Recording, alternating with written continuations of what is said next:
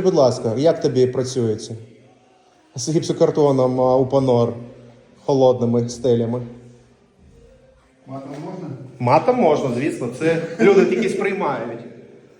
Ти б зробив для себе холодні стелі, котрі робиш зараз в цьому будинку? Да, только если бы не я делал.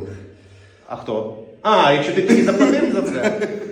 Вчиться, а то будете шкурити. От таким чином. Вигризати реально стамескою. Хоча я теж колись працював столяром-будівельним паркетчиком і нічого поганого в цьому немає. Кожна робота повинна бути оплачуватися. Всім пока.